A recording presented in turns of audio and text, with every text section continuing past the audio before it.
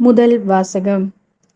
தெசலோனியருக்கு எழுதிய 2ஆம் திருமுகம், அதிகாரம் 2, திருவசனங்கள் 1 முதல் 3 மற்றும் 14 முதல் 16 வரை.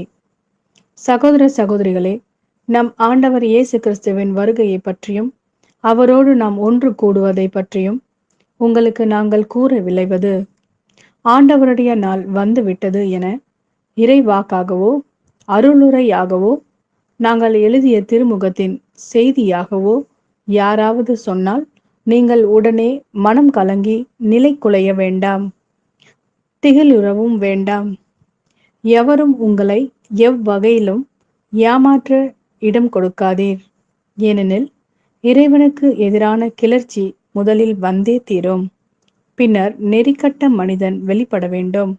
அவன் அழிவுக்குரியவன். நம் ஆண்டவர் இயேசு கிறிஸ்துவின் மாட்சியை நீங்கள் அடையும் பொருட்டே நாங்கள் அறிவித்த நற்செய்தியின் வழியாக அவர் உங்களை அழைத்தார். ஆகவே அன்பர்களே, எங்கள் வாய்மொழி வழியாகவோ திருமுகம் வழியாகவோ அறிவிக்கப்பட்ட முறைமைகளை பற்றி கொண்டு அவற்றில் நிலையாய் இருங்கள். நம் ஆண்டவராம் இயேசு கிறிஸ்துவும் நம் மீது அன்பு கூர்ந்து நம் அருளால் நிலையான ஆறுதலையும் எதிர்நோக்கையும் அளித்த நம் தந்தையாம் கடவுளும். இது ஆண்டவரின் அருள்வாக்கு. இறைவா, உமக்கு நன்றி.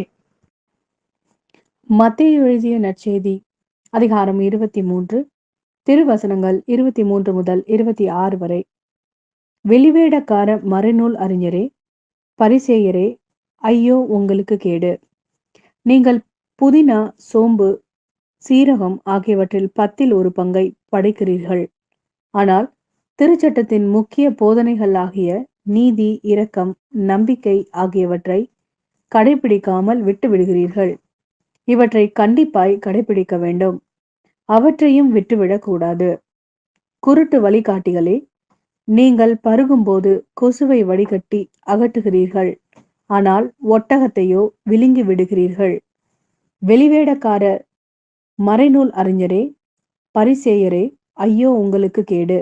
ஏனெனில் நீங்கள் கிண்ணத்தையும் தட்டையும் வெளிப்புறத்தில் தூய்மையாக்குகிறீர்கள், ஆனால் அவற்றின் உட்புறத்தையோ கொள்ளை பொருள்களாலும் தன்னல விருப்புகளாலும் நிரப்புகிறீர்கள்.